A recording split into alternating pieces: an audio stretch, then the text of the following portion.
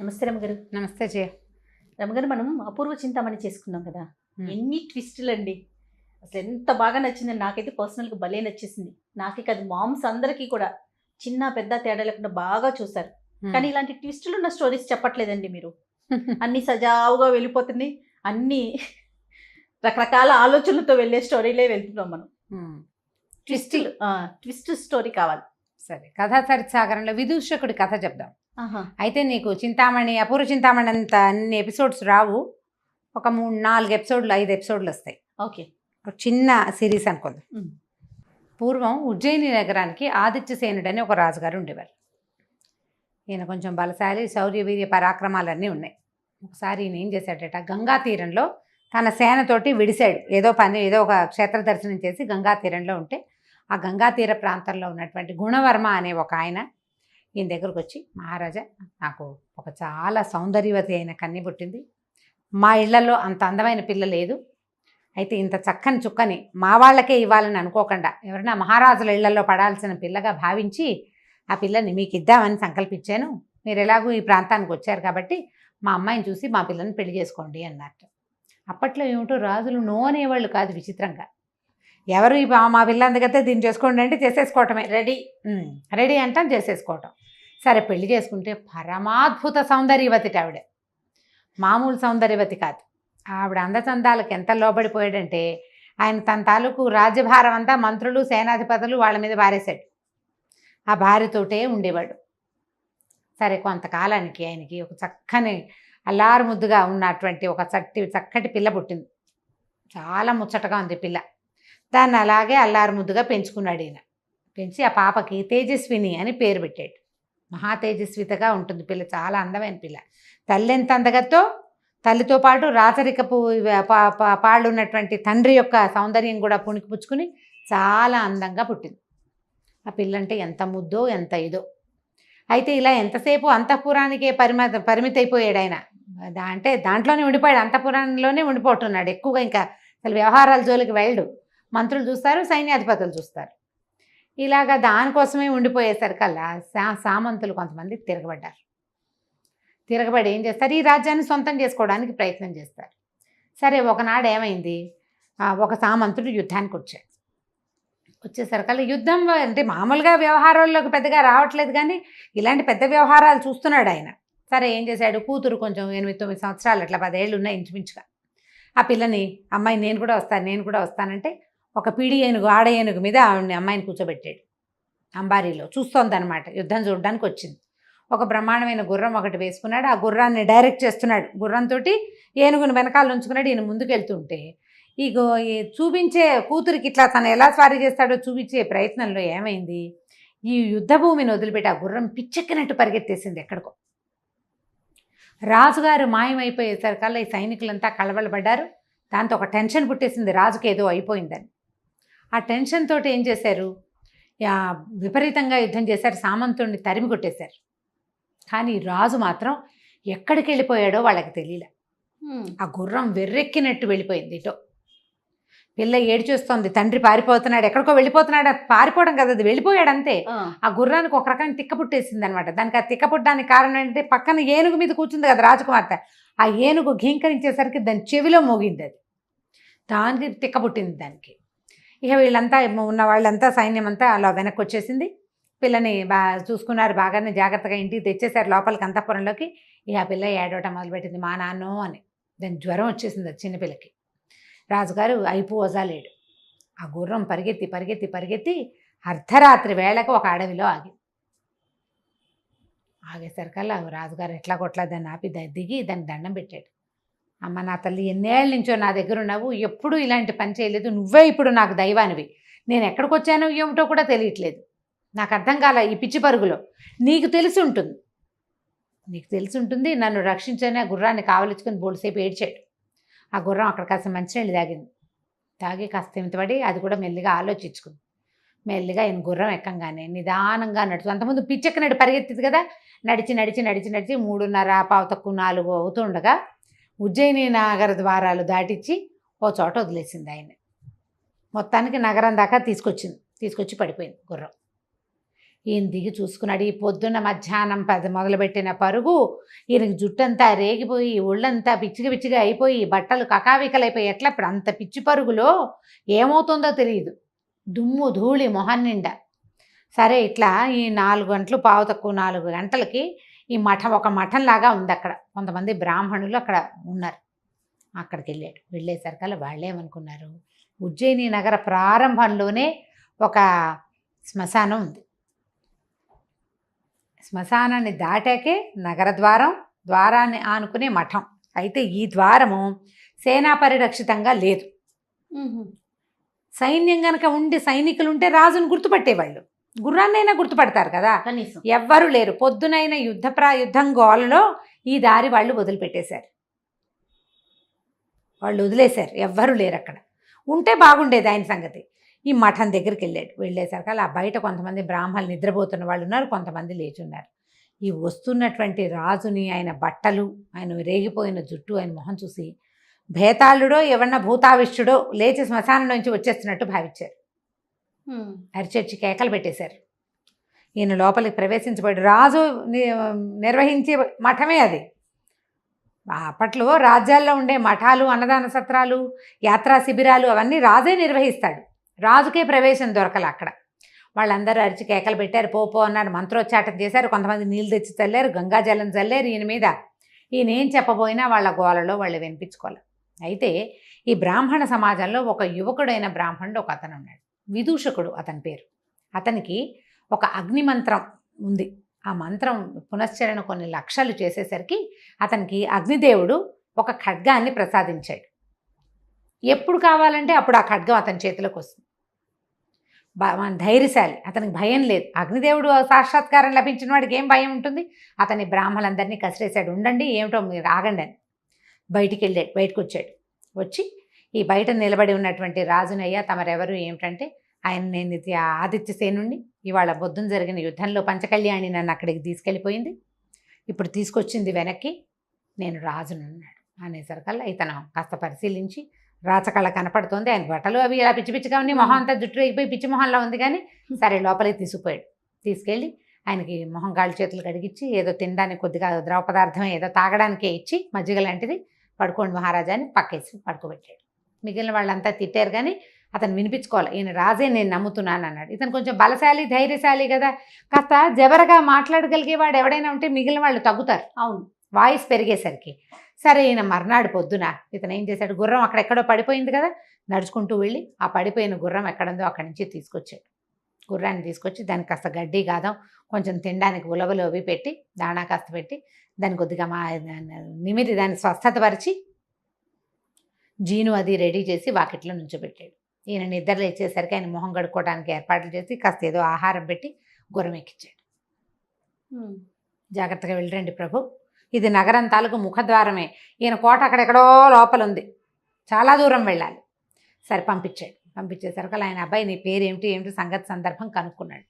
తన పేరు విదూషకుడని, ఈ మఠంలో ఉంటాడని తెలుసుకుని ఆయన ఏం చేశాడు, సరే వెళ్ళిపోయాడు. వెళ్ళాక ఏం చేశాడంటే కొద్ది రోజులు కాస్త సెటిల్ అయ్యాక వీళ్ళని పిలిపించి వీళ్ళకి ఈ మఠానికి విదూషకుడికి మొత్తానికి కలిపి ఒక 10 గ్రామాలు వీళ్ళ పేరు మీద రాశాడు.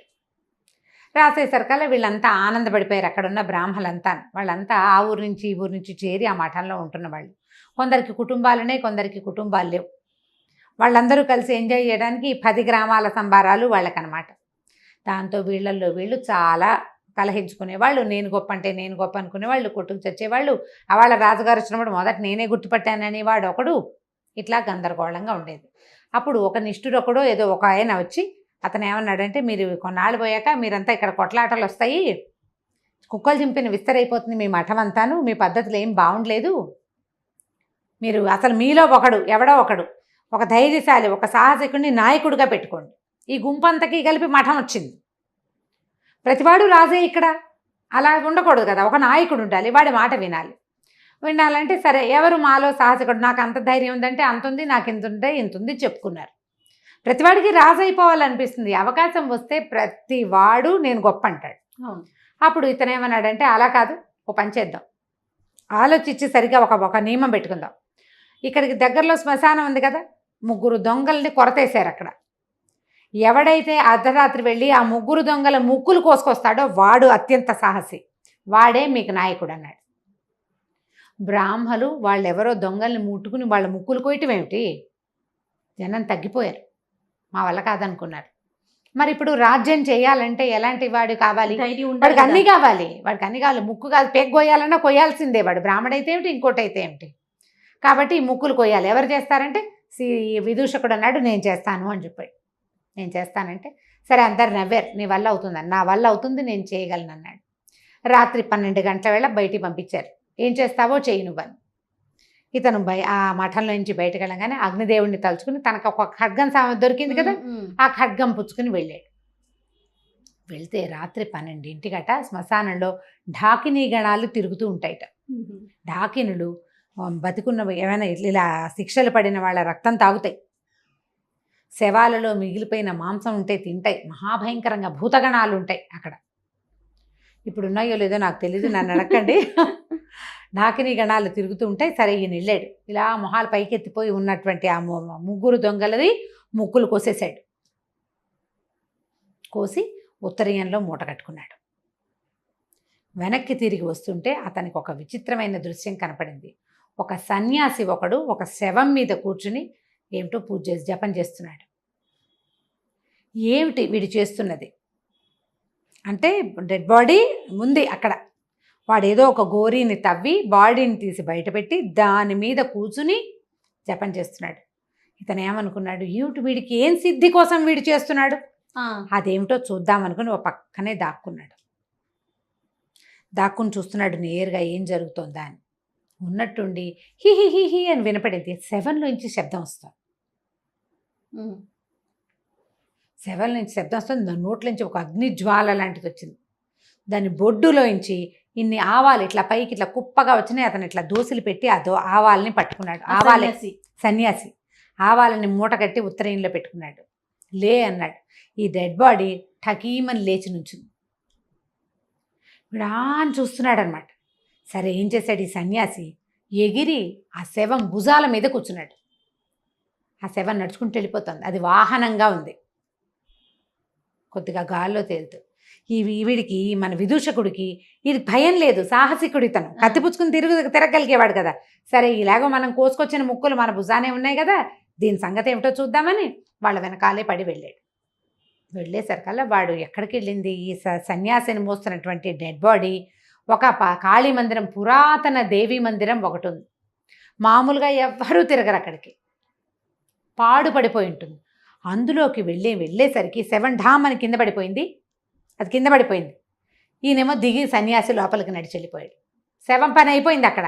దాన్ని అక్కడ ఆపి తను లోపలికి వెళ్ళాడు అనమాట. మళ్ళీ అతను లేస్తే బయటకు వస్తే ఇది లేచి నుంచుంటుంది. అక్కడి నుంచి లోపలికి వెళ్ళాడు. లోపలికి వెళ్ళేసరికి ఆ సన్యాసి పెద్ద చూస్తే లోపల బ్రహ్మాండమైన కాళీ విగ్రహం కనిపించింది.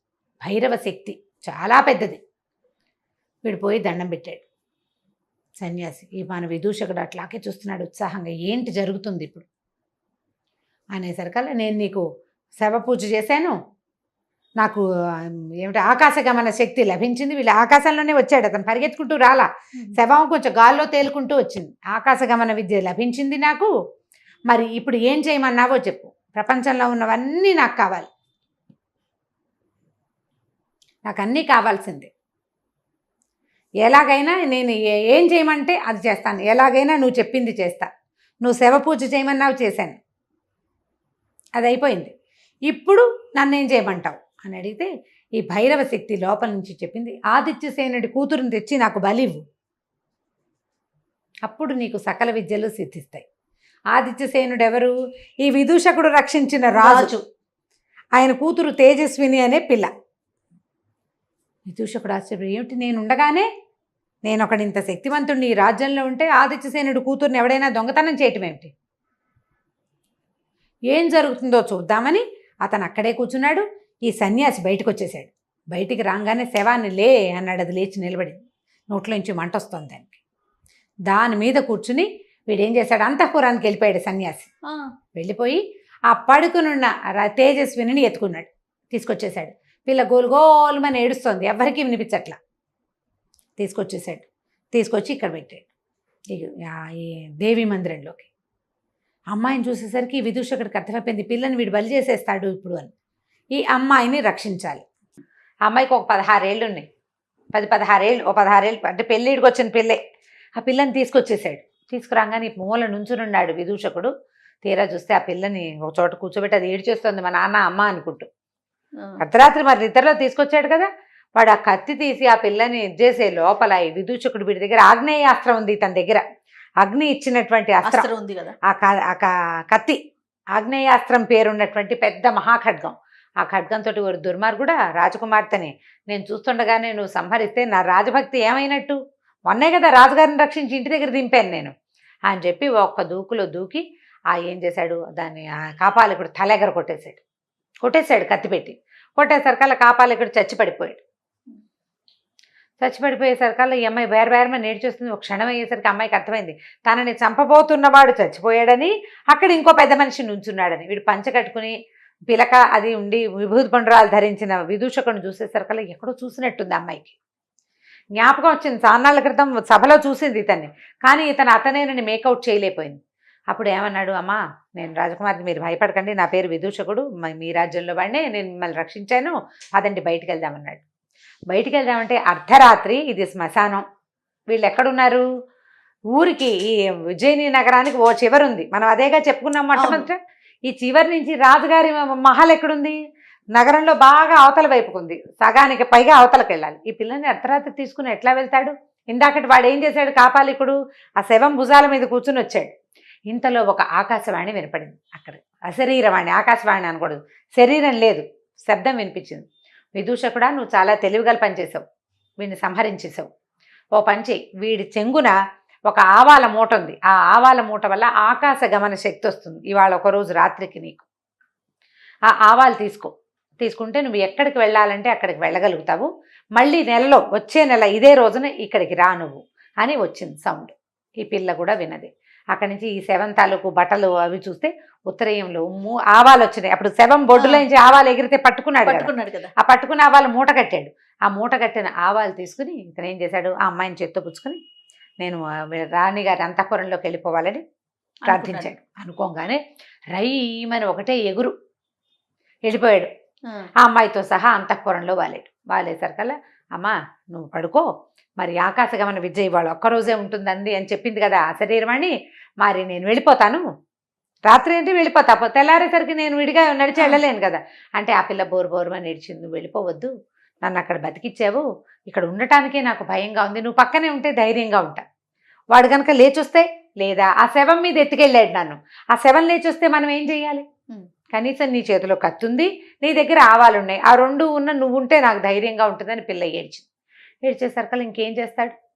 సరేలే కానున్నది కాకమాందని ఆ ఆవాల చెంగును మూట అలాగే ఉంచుకొని ఆ అమ్మాయిని పడుకోమన్నాడు. తనేమో ఓ పక్కన కుర్చీలో కూర్చున్నట్టు చల్లగా నిద్ర పట్టేసింది.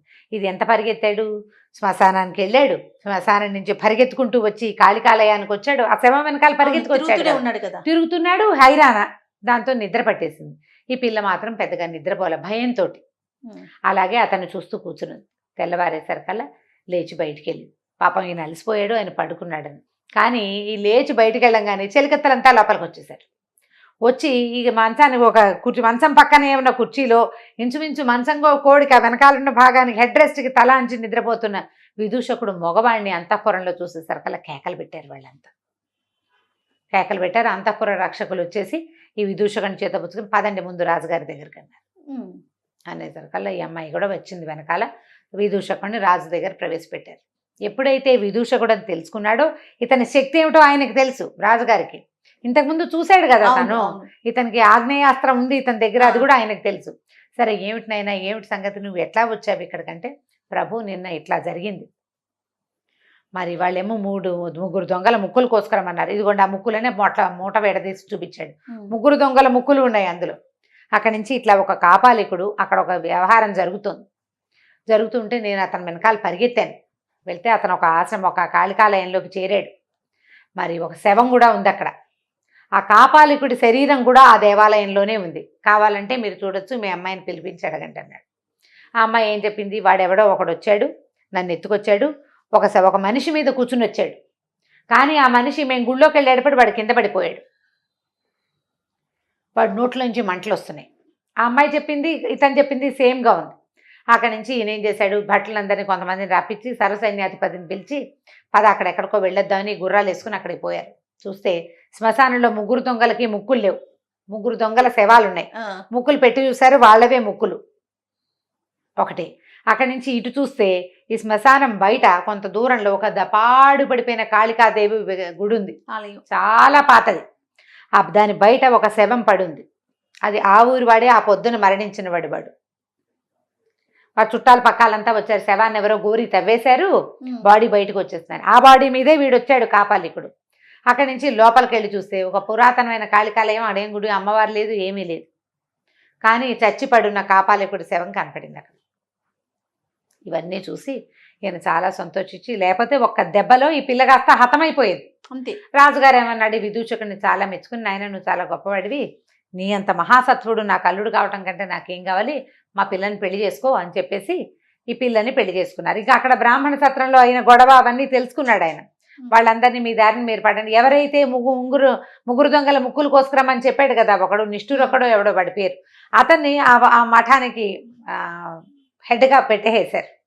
ఈ విదూషకుడిని తీసుకొచ్చి పెళ్లి చేశారు. పెళ్లి చేసేసరికల్లా ఒక 1 నెల రోజులు గడిచినాయి. భార్యతో చాలా కులాసాగా ఉన్నాడు. రాజుగారు అల్లుడైతే ఏం కొదవా. సరిగ్గా నెల తిరగంగానే ఈ పిల్ల, ప్రభు మీరు ఆ గుడికి వెళ్ళొద్దు, గుళ్ళో దేవత ఆ రోజు మిమ్మల్ని పిలిచింది కాదు, నెలకల్లా రమ్మని, గుడికి వెళ్ళొద్దా మీరు అంది. అనేసరికల్ అవును కదా గుర్తొచ్చింది. అర్ధరాత్రి లేచేసి ఆ అమ్మాయి చెప్పటం కూడా రాత్రి 11 గంటల వేళకి చెప్పింది. చెప్పి పడుకుని నిద్రపోయింది. ఈయన తన కత్తి పుచ్చుకుని గుళ్ళోకి వెళ్ళిపోయాడు. గుళ్ళోకి వెళ్తే గుడి ఎక్కడుంది, అది పాడుబడిన గుడి. ఆ గుడిలో ఏముందో ఇతనికి తెలియదు. మళ్ళీ మొదట వెళ్ళినప్పుడు పెద్ద ఇంత జేజమూర్తి కనబడింది.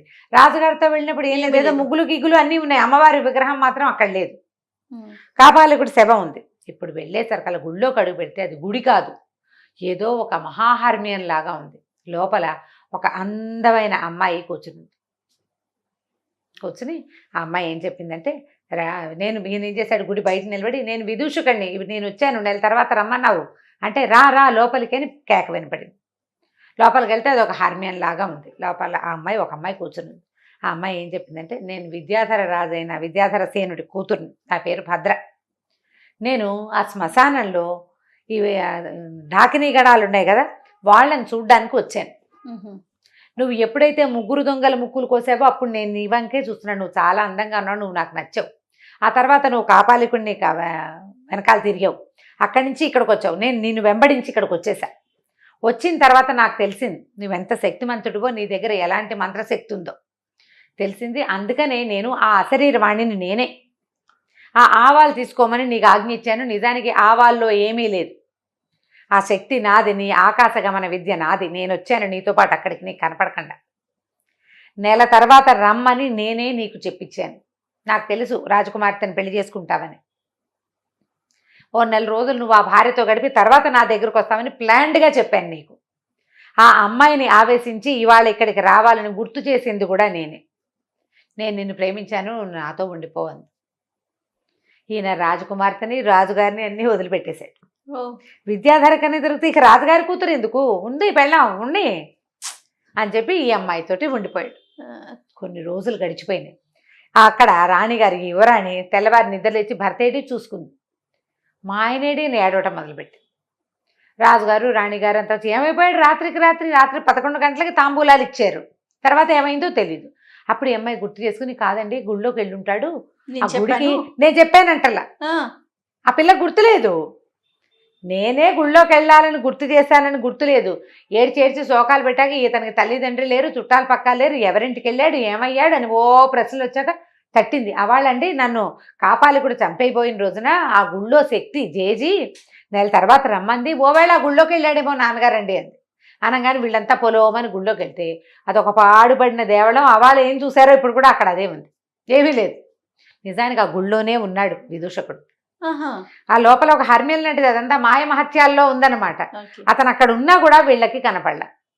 అయితే ఏమైంది, ఈ రాజుగారు అంతా వెతికిస్తున్నాడు. అన్ని బ్రాహ్మణ అగ్రహారాలు, ఆ ఊళ్ళు ఈ ఊళ్ళు వెతికేస్తున్నారు, చెరువులు దొరువులు వెతుక్కుంటుంటే ఒక ఆయన ఈ దీనికి వచ్చాడు సభకి. వచ్చినప్పుడు ఆయన యువరాణిని చూసి అమ్మాయి నువ్వేం బెంగపెడకు, మీ ఆయన మంచి ఏమంటారంటే దివ్యోత్తేజాన్ని పొందుతున్న దశలో ఉన్నాడు, ఇప్పుడు తిరిగి వస్తాడు, తిరిగి రాడేమో అని భయపడబోక నువ్వు, ఆయన చాలా దివ్య వైభవాన్ని పొందుతున్న పరిస్థితుల్లో ఉన్నాడు అతని జాతకం ప్రకారం. నీ జాతకం ప్రకారం కూడా కొద్ది రోజులు నీతో భర్త ఉండడు, కానీ అతను బతికే ఉన్నాడు, తిరిగి వస్తాడు, నువ్వు కంగారు పడద్దు అన్నారు. అనేసరికి సరే అమ్మాయి కాస్త ఏడుస్తున్నా భర్త లేడని మూసుకున్నప్పటికీ నిదానిచ్చింది, ఏడుపు తగ్గించుకుంది. ఈ భద్రతో ఉన్నాడు కదా, ఈ భద్ర ఇతను కొన్నాళ్ల పాటు బాగా ఎంజాయ్ చేశారు, హాయిగా ఉన్నారు వాళ్ళిద్దరే. ఒకనాడు ఈ భద్రకి ఒక స్నేహితురాలు ఉంది, యోగేశ్వరిని.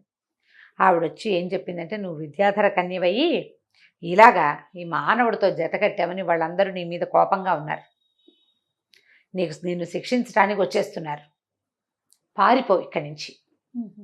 ఎలా పారిపోవాలి?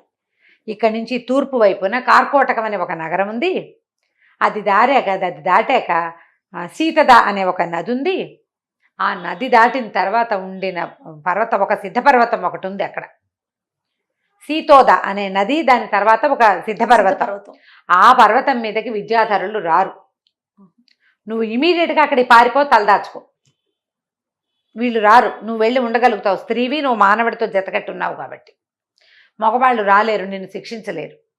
మరి ఇప్పుడు నేను వీడినేం చేయను అని వాడు ఏడ్చింది. నేను ఇతన్ని వదిలిపెట్టలేంటే ఏం పర్వాలేదు, ఇతను మహాసత్వుడు, ఇతని దగ్గర ఆగ్నేయాస్త్రం ఉంది, పైగా అసలు వెరుపు లేదు, ఇతనికి విషయం కొద్దిగా చెప్పి నువ్వు ఇక్కడి నుంచి లేచక్క పారిపో ఇక్కడి నుంచి, వాళ్ళు వచ్చే లోపల అని చెప్పి వెళ్ళిపోయింది. ఈ భద్ర కాస్త ఏడ్చి దుఃఖించి మొత్తానికి ఆ భర్తకి తన ఈ విదూషకుడికి చెప్పిందనమాట, నేను కర్కోటక నగరం ఉంది, దాని తర్వాత నది ఉంది, ఆ తర్వాత విద్యాధర సిద్ధపర్వతం ఒకటి ఉంది, విద్యాధరులు రారు, నేను అక్కడికి వెళ్ళిపోతున్నాను, నువ్వు అక్కడికి రా, ఈ ఉంగరం ఉంచుకో అని ఒక ఉంగరం వేలికి పెట్టింది. డెంగుమని మాయమైపోయింది. ఈయనకి తెలిసింది తను ఎక్కడున్నాడు. అమ్మాయి మాయమైపోగానే ఆమె పెట్టినటువంటి ఆకాశ హర్మ్యం ఉంది చూడు లోపల, మాయ హర్మ్యం కూడా మాయమైపోయింది. ఈయన పాడుపడిన కాళికాలయంలో కూర్చుని ఉన్నాడు. హడిలిపోయాడు, ఏమిటి నేను ఇక్కడికి ఎందుకు వచ్చాను అని. కానీ అతనికి ఏమనిపిస్తుంది, ఒక కళలాగా తను ఇక్కడికి వచ్చినట్టు, ఇక్కడ ఒక విద్యాధర కన్యక మహాసౌందర్యవతి ఉన్నట్టు, తను దాంతోటే చాలా కాలం గడిపినట్టు జ్ఞాపకం ఉంది, కళ లాగా అనిపిస్తుంది. వేలికేమో ఉంగరం ఉంది, అంటే ఇదంతా నిజం. అయ్యో నాకు ఆ కళ్ళలో చూస్తున్న స్త్రీయే కావాలని ఉంది. ఎలా అక్కడికి వెళ్తాం? సరే ఆవిడ ఏదో చెప్పింది కదా, ఎక్కడికో వెళ్తున్నానని చెప్పింది, అక్కడ సిద్ధాశ్రమంలో సిద్ధపర్వతం మీద ఉంటుంది, అక్కడికి వెళ్ళాలి. సరే ఏం చేశాడంటే నిదానంగా బయటకు వచ్చాడు. వస్తూ ఏం చేశాడు, అక్కడ పూజా సామాగ్రి ఏవో ముగ్గులేసి చెత్తగా ఉంది కదా, అదంతా ఒంటి నిండా పుచ్చుకున్నాడు, బట్టలు చించేసుకున్నాడు. చించుకుని బయటకు వచ్చాడు. భద్ర అని అరుస్తూ బయటకు వచ్చేసరికల్లా ఆ చుట్టుపక్కల ప్రాంతంలో ఉన్న ప్రజలంతా రాజుగారు అల్లుడు విదూషకుడి కోసం వెతుకుంటున్నారు కదా, వచ్చాడు విదూషకుడు దొరికాడు అన్నారు. తీసుకుపోయి రాజుగారి ఆస్థానంలో అప్పచెప్పారు. ఈయన భద్ర అంటాడు, బట్టలు ఉంచుకోడు, చింపేసుకుంటాడు, ఏది కనపడితే అది ఒంటికి పూసేసుకుంటాడు, భద్ర అంటుంటాడు. ఏమండు, ఏమీ మాట్లాడు. వచ్చాడు కదా భర్త, ఈవిడేం చేసింది, శుభ్రంగా రాజకుమార్తె స్నానం అది చక్కగా చేయించి భోజనం పెట్టపోతే సగం భోజనం తిన్నాడు. అక్కడి నుంచి లేచేళ్ళు అక్కడ ఏదో బూడిద ఉంటే పొయ్యిలో బూడిదంతా పూసేసుకుంటాడు ఒంటికి. వాళ్ళు వీళ్ళు ఉచ్చాటన చేసేవాళ్ళు, భూత వైద్యులు, రకరకాల వాళ్ళు వచ్చారు. ఎవరేం చేసినా ఆ భద్రా మాండు, బూడిద పోసుకోవడం మాండు, బట్టలు చింపుకోవడం మాండు. ఒక ఉన్మత్త దశ. దాంతో సరే రాజుగారికి వైద్యులు ఏం చెప్పారు, ఇతన్ని కట్టేసి లోపల నుంచి రాజు కట్టుదిట్టం చేసేసాడు, ఇతను ఎక్కడికో బయటికి వెళ్ళిపోయాడు, ఇంకా వెళ్ళనివ్వకూడదు, కూతురు ఏడుస్తుందని. ఆయన కూతురు అంటే ప్రేమ.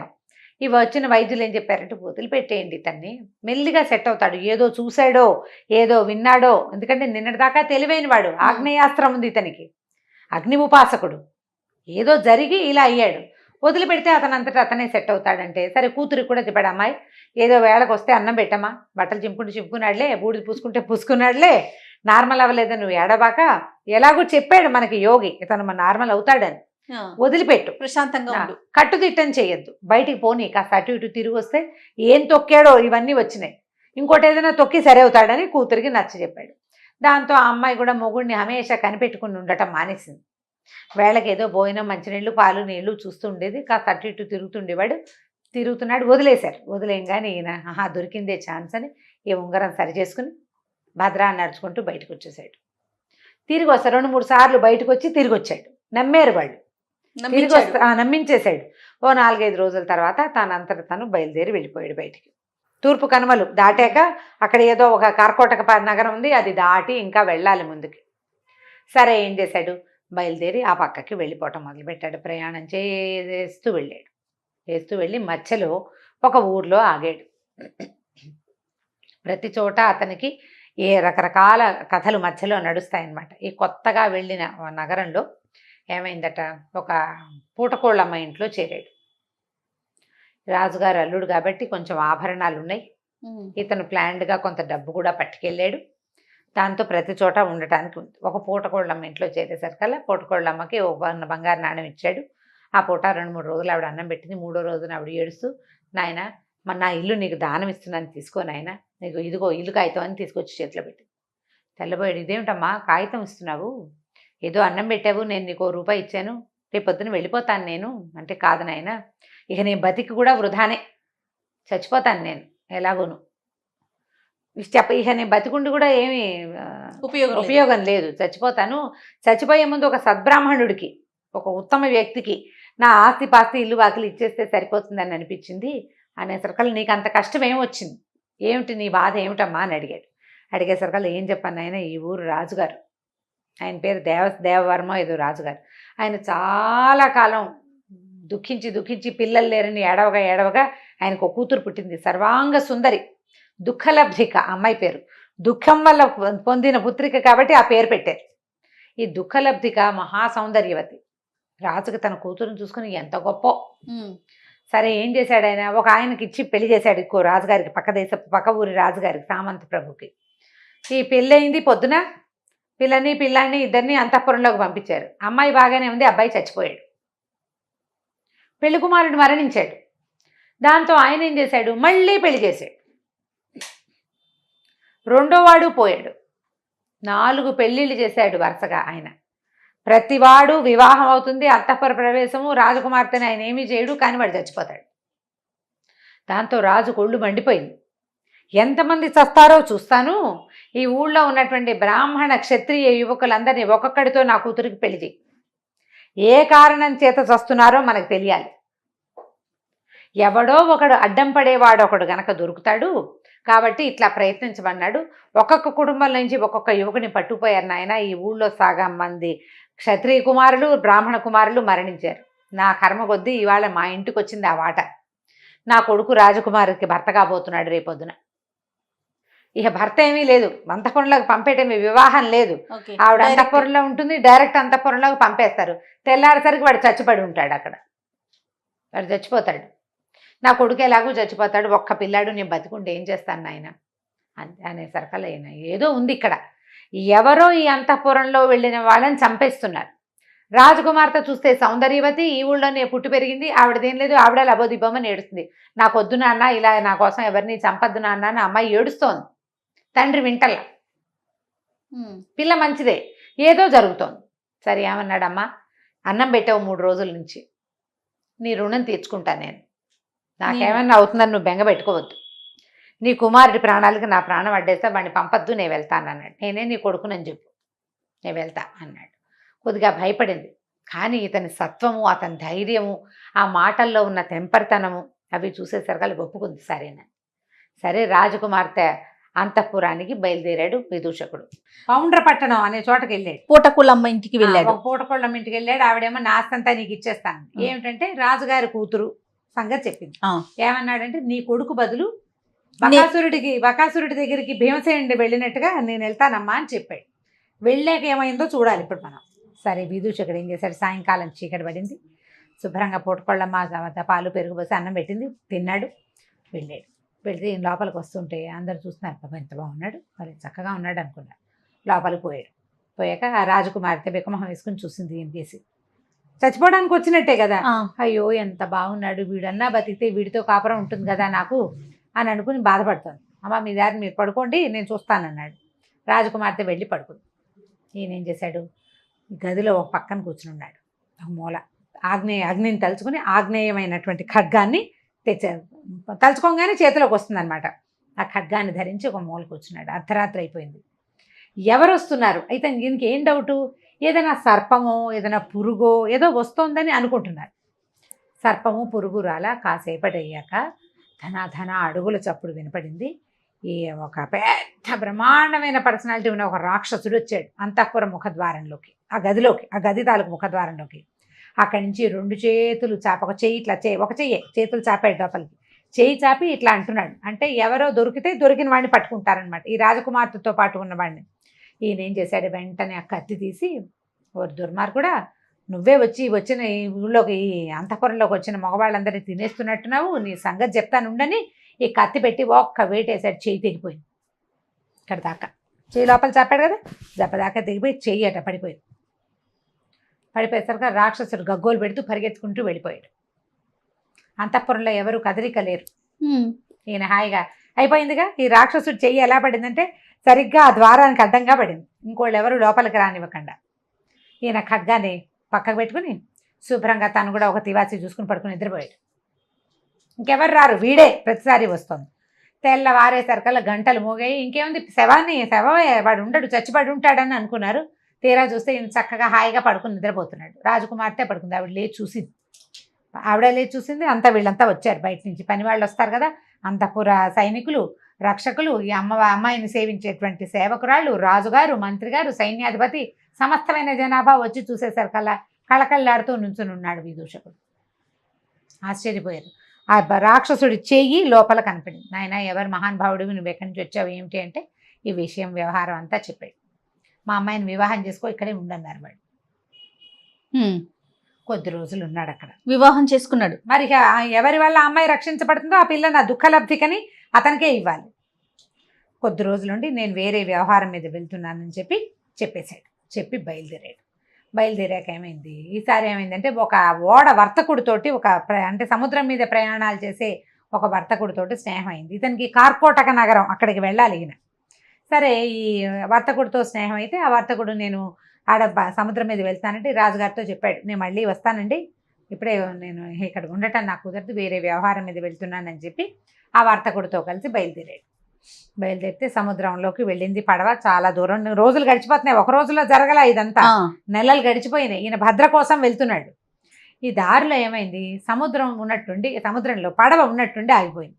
అది చిన్న పడవ అని చెప్తున్నాం కానీ కాదు, నౌక.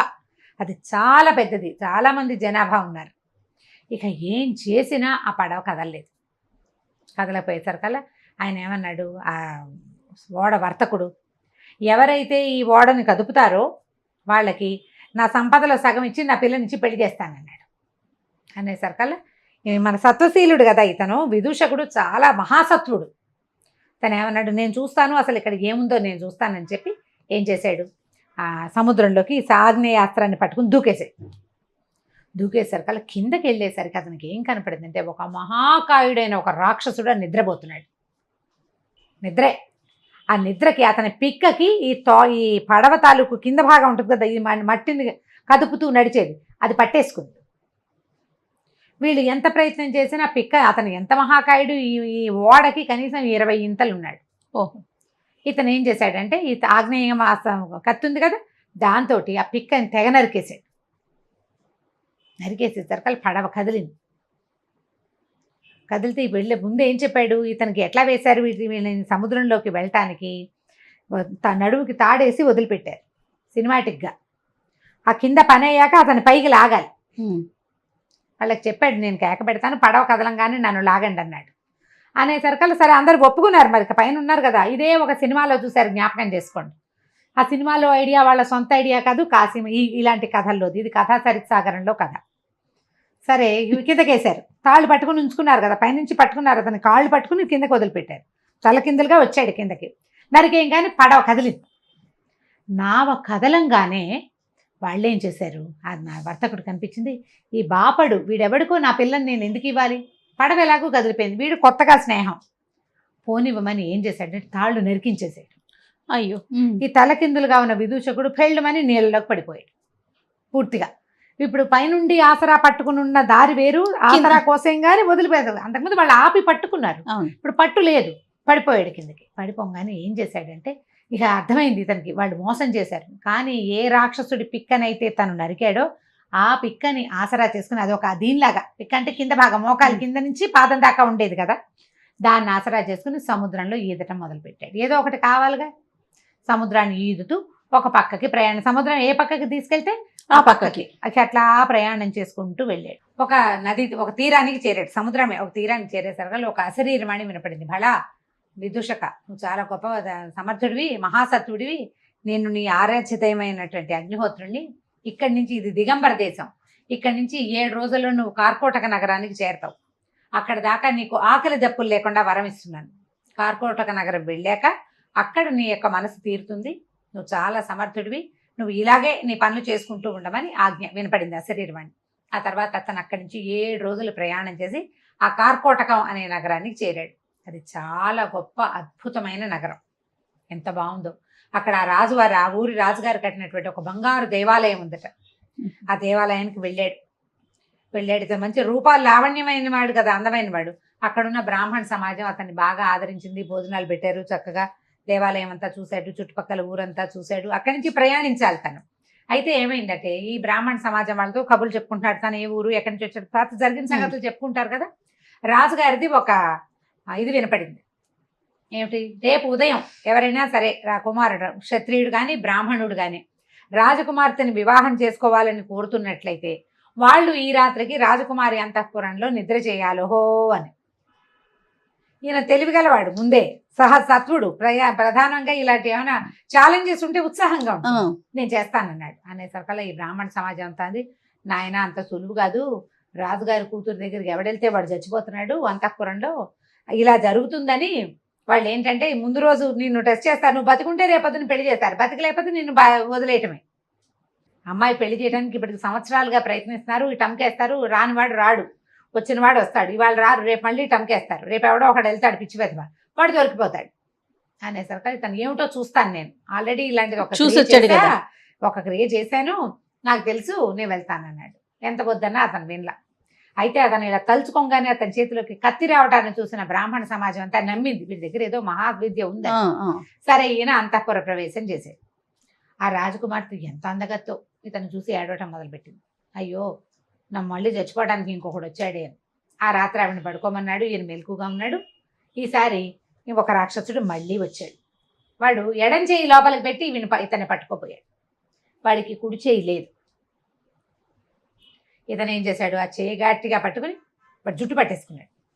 ఎవడరా నువ్వు, అసలు ఏమిటి నీ సంగతి ఏమిటి అనేసరికల్లా ఆయన విజులించుకుని, బాబు నువ్వెవరో నన్ను పట్టుకున్నావు, నీకు చాలా బలశాలివి నువ్వు, నేను ఒక యమదంశుడు అనే ఒక రాక్షసుణ్ణి, నాకు 2 కూతుళ్ళు, ఓ కూతురు పౌండ్ర నగరంలో రాజు కూతురు దుఃఖలబ్ధికగా అక్కడ ఉంది, రెండోది విద్యుత్ ప్రభ ఇక్కడ ఉంది అమ్మాయి. నా కూతుళ్ళు 2ని ఈ వేరే మానవులతోటి సంగమం కుదరదు వాళ్ళకి, అందుకని వాళ్ళని రక్షించడానికి వాళ్ళ దగ్గరికి ఎవరు వచ్చినా సరే నేను వాళ్ళని చంపేస్తాను, మగవాళ్ళు మా పిల్లల్ని ఏం చేయకూడదు. ఓహో, ఆ రాజులకు తెలియదు, వాళ్ళు భూలోకపు రాజులు, వాళ్ళ ఆడపిల్లకి పెళ్లి చేయటమే వాళ్ళ ఉద్దేశం. వీడి ఉద్దేశం అది కాదు, వీడికి ఒక మహాపురుషుడు కావాలి తన కూతుళ్ళకి. శంకర ఆజ్ఞ, ఎప్పుడైతే నీ బాహువులు నరకబడతాయో అప్పుడు నీ పిల్లలకి శాప విమోచనం అన్నాడు. నేను కూతుళ్ళని రక్షించుకోవడానికి ఓ చెయ్యి ఆ బిల్డింగ్లో ఆ అంతఃపురంలో, రెండో చెయ్యి ఈ అంతఃపురంలో పెట్టి కూర్చున్నాను, ఎవడొస్తే వాడిని చంపేస్తున్నాను. పౌండ్ర నగరంలో కూడా ఒకడు నా కుడి చేయి నరికాడు, ఇప్పుడు నువ్వు ఎడం చేయి నరికేసావు, నా జుట్టు కూడా పట్టుకున్నావు, నా శాప విమోచనం అయిపోయింది నాయన అనేసరికల్లా ఇతను చెప్పాడనమాట నవ్వుతూ, పౌండ్ర నగరంలో నీ చేయి నరికింది నేనే అనేసరికల్లా నాకు శాప విమోచనం అయిపోయింది, నేను ఇంకా నా పిల్లల్ని రక్షించక్కర్లేదు, నువ్వు నా కూతుర్ని పెళ్లి చేసుకుని హాయిగా ఉండు, నేను నీకు సేవకుడుగా ఉంటా, నువ్వు ఎప్పుడు ఎక్కడికి రమ్మంటే అక్కడికి వస్తాను, నన్ను తలుచుకుంటే వస్తాను, ఏ సహాయం కావాలన్నా చేస్తాను నాయన, నన్ను వదిలిపెట్టేయమన్నాడు. సరే, జుట్టు పుచ్చుకున్నాడు కదా, జుట్టు వదిలిపెట్టేయంగానే రాక్షసుడు మాయమైపోయాడు. తెల్లారేసరికల్లా ఇతను సజీవంగా ఉండటం, రాజకుమార్తె చక్కగా ఉండటం చూసుకుని రాజుగారు చాలా సంతోషించి ఆ కార్కోటక నగర ప్రభు పిల్లనిచ్చి పెళ్లి చేశాడు. 2 కాదు, మొదట ఒక పెళ్ళయింది తేజస్విని తోటి. అవునవును, తేజస్విని, వీళ్ళిద్దరు భద్ర, 4. ఓహో, అక్కడి నుంచి కొద్ది రోజులు వీళ్ళ దగ్గర ఉన్నాడు. ఉన్నా కూడా ఇతనికి విద్యాధర కన్య ఉంది, ఆ భద్ర మీదే ఉంది మనసు, ఆమెను సాధించాలి ఎలాగైనా. అప్పుడు ఏం చేశాడంటే, మళ్ళీ వీళ్ళతోటి సరిగ్గా చెప్పకుండానే ఈ విద్యాధర కన్యను వెతుక్కుంటూ కార్కోటక నగరం నుంచి ఇతను బయలుదేరిపోయాడు విదూషకుడు. దారిలో 2 పెళ్లిళ్ళు చేసుకున్నాడు, ఒక రాక్షసుని సంహరించాడు. సంహరించాడు, అతను శాప విమోచనం చేశాడు. అతడి సహాయం తనకి దొరికేలాంటి ఏర్పాటు చేసుకుని మళ్ళీ ప్రయాణం మొదలుపెట్టాడు. విదూషకుడు రాక్షసుడి 2వ చేయి కూడా నరికేశాడు. వాడు జుట్టు పుచ్చుకుని లొంగ తీసుకున్నాడు. నేను ఎక్కడికైనా వెళ్ళాలంటే నేను ఏం పని కావాలంటే ఆ పని చేస్తానని ఒప్పుకున్నాడు ఆయన. ఆ రాజకుమార్తెను వివాహం చేసుకున్నాడు. కొద్ది రోజులు ఉన్నా కూడా విద్యాధర కన్య అయినటువంటి భద్ర కోసం బయలుదేరాడు. బయలుదేరి ఏం చేశాడు, ఆస్థానం నుంచి బయటకు వచ్చేసాక అతన్ని యమదంశుడనే ఆ రాక్షసుని తలుచుకున్నాడు. నన్ను సిద్ధపర్వతం, ఇప్పుడు మనం కార్కోటక నగరంలో ఉన్నాం, ఇక్కడి నుంచి ఇంకా ముందుకెళ్ళాలి. సీతోద అనే ఒక నది ఉంది. ఆ నదికి అవతల గట్టున ఉదయన పర్వతంలో ఒక సిద్ధపర్వతం ఒకటి ఉంది, నన్ను అక్కడికి తీసుకెళ్ళు. ఆయన భుజం మీద కూర్చుంటే తీసుకుపోయి అక్కడ దింపేసాడు. దింపేసి ఇది సిద్ధులు తిరిగేది, విద్యాధరులు వాళ్ళు ఉంటారు, నేను రానివ్వరు నన్ను పైకి, నేను మళ్ళీ నువ్వు తిరిగి వస్తానంటే నేను ఇక్కడికే రాగలుగుతా అని చెప్పి యమదంశుడు ఈయన అక్కడ వదిలిపెట్టి వెళ్ళిపోయాడు. సరే ఈయన ఏం చేశాడు, ఆ పర్వతం మీదకి ఎక్కాడు. ఎక్కితే ఎక్కగా బాగా చక్కగా తోటలాగా ఉండి ఒక బంగారపు దిగుడు బావి ఒకటి కనపడింది అక్కడ. దిగుడు బావి చుట్టుపక్కల తడితడిగా ఉంది, పాదాల గుర్తులు కనపడుతున్నాయి. అంటే ఇక్కడ ఎవరో తిరుగుతారనమాట.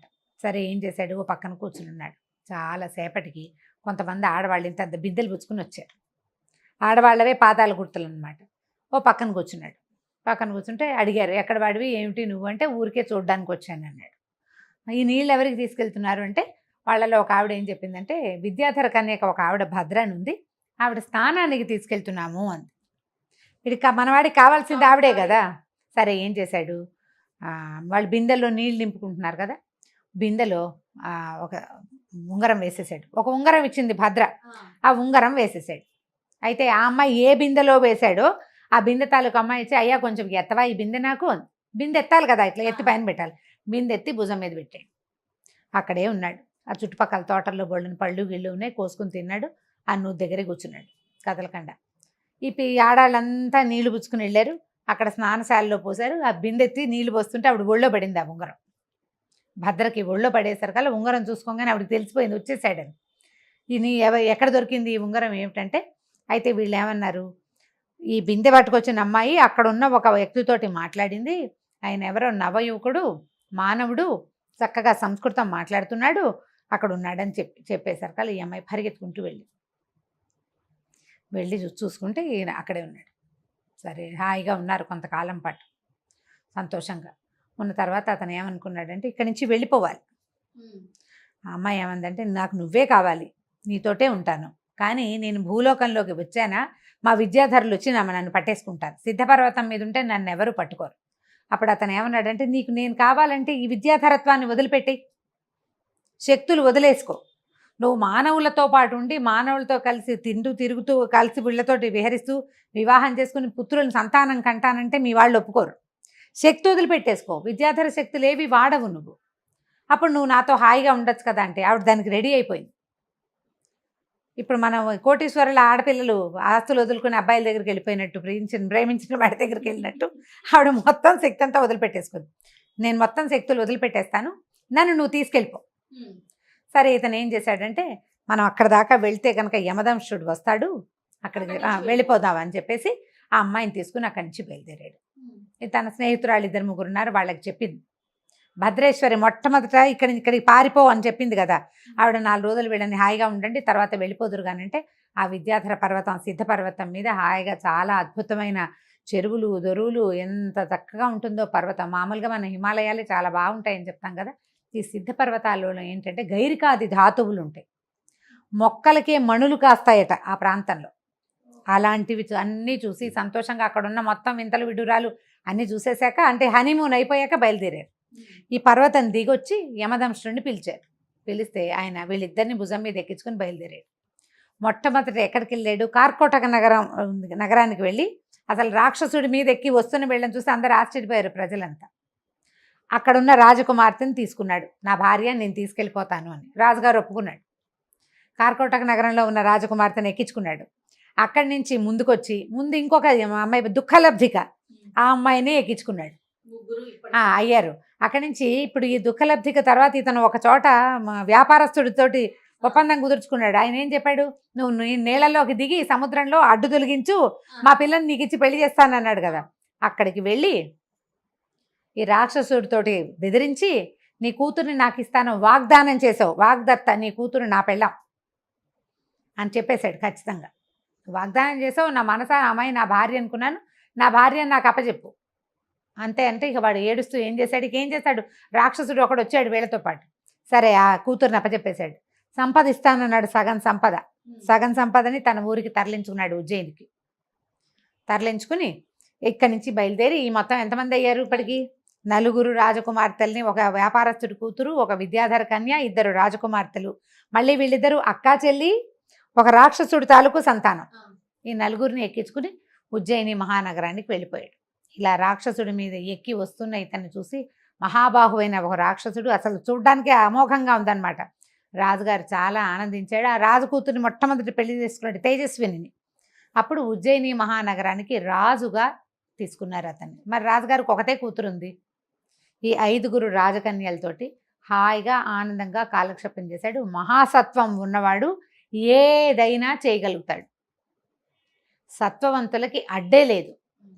సత్వవంతులకు అడ్డే లేదని ఇలాగ 5 పెళ్ళిళ్ళు చేసుకోమని చెప్పడం లేదు. ఏ పనైనా సాహసోపేతంగా. అప్పుడు అసలు పెద్ద ఆవిడ ఒప్పుకోవాలి కదా రెండో పెళ్లికి. తేజస్విని ఒప్పుకుంది. ఇంతమంది భార్యల్ని అతను తెస్తే మా నాన్న రాజ్యం, నీ పెళ్ళాలందరినీ మా రాజ్యంలో ఎందుకు కూర్చోబెడతావు అనలేదు. దక్షిణ నాయకులు అంటారు ఇట్లా ఎక్కువ మంది భార్యలు ఉండే రాజుల్ని. దక్షిణ నాయక లక్షణాలు చెప్తారు కదా, నాయక లక్షణాలు చెప్తారు. అందులో దక్షిణ నాయకుడు అంటే 4-5 భార్యలు అంటే 4-5 సాటిస్ఫై చేస్తూ బాగా చూసుకునేవాడు అనమాట. ఈయన హాయిగా 5 భార్యలతోటి ఉజ్జయిని నగరాన్ని పరిపాలించాడు విదూషకుడు అనే బ్రాహ్మణుడు. కథ కంచికి మనం ఇంటికి ఎన్ని ట్విస్ట్లు అయినాయి. అదే ఈ భాగం కొంచెం చిన్నదే, మొత్తం భాగాలన్నీ కలిపి ఓ ఫుల్ భాగంగా కూడా వేస్తే అందరూ హ్యాపీగా చూసిస్తారు. తప్పకుండా చేయ. నమస్తే.